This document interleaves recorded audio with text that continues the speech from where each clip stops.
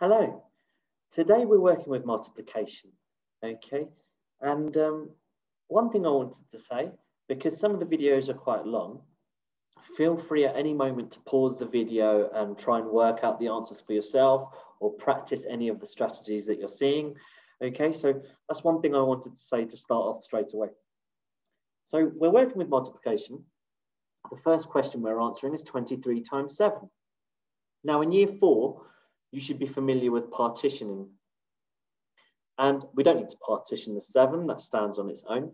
But 23, it's very important to remember that if you're partitioning 23, this is not a 2, this is 2 10s. And 2 10s, as you can see, I've laid them out as 20 and 3 times 7. So we're using the grid method, okay? So step by step, we work this out. 7 times 3, you should know, is 21. Now, some children get panicked when they see 20 times 7. If you know 2 times 7 is 14, you just need to multiply that answer by 10. 20 times 7 is 140. Okay, so we've filled in our gaps, but that's not the end of it. Now you need to add these two numbers together.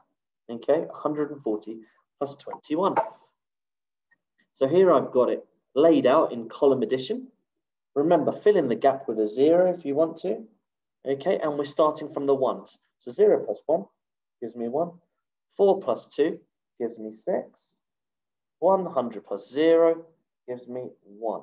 So my answer, 23 times 7, is 161. Okay, got another question. 32 times 6. And again, we're partitioning this number, this 2-digit number. And remember, this is not a 3, it's 3 10s, so it's 30. So we've got my 30 and 2 times 6. You need to fill these gaps in. Let's do 6 times 2 first, 12. Okay, and then again, if you know 6 times 3 is 18, 6 times 30, you multiply 18 by 10 to get 180. So we've got our two answers and we're going to add them together, okay? So now I'm ready to work out my answers. 180 plus 12.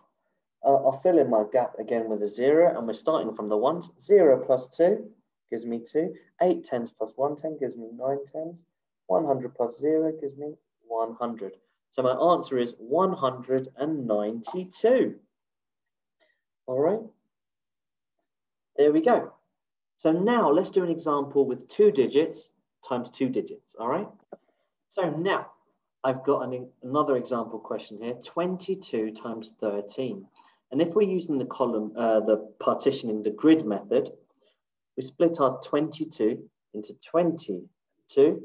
And this time our grid's a bit bigger because we've partitioned this number as well. We split this number up. So we've got 110 and we've got 3 units, okay? Now we're going to multiply all of these numbers together and at the end, we'll add them all together. So as with before, if you know 2 times 10 is 20, 20 times 10 is 10 times more, it's 200. Okay, 10 times 2 is 20. Now we've got 3 times 20. If you know 3 times 2 is 6, multiply that 10 by 10 to get 20 times 3 is 60. And last but not least, 3 times 2 is 6. Now we're going to add up all of these 4 numbers, okay, to get our answer. We'll go over to this whiteboard, okay? So I've got my 200, I've got 60, I've got 20, and I've got 6. Now, loads of gaps there. It can be confusing. What should you fill those gaps in with? Fill them in with a 0 to give yourself peace of mind. If you're wondering what to do with them, yeah? Just becomes a bit simpler when you fill them in with zeros, okay? This lets you know you've got no hundreds left to add here. Let's start from the ones. We've got 0 plus 0 plus 0 plus 6. 6. Then we've got no 10s, 6 10s plus 2 10s plus 0. So 6 10s plus 2 10s is 8 10s. And then I've got 200s and nothing left to add in that column. So my answer is 240. and 86, okay? So don't get confused with this grid method, as long as you know that you are splitting up this number into 2 digits, yeah? 2 different separate digits, and this number, 13, partitioning it into 2 separate digits. That's all you need to do, and then take it step by step. The same with anything in maths, okay? Take everything slowly, take a deep breath, and take it step by step, okay? Good luck. Bye.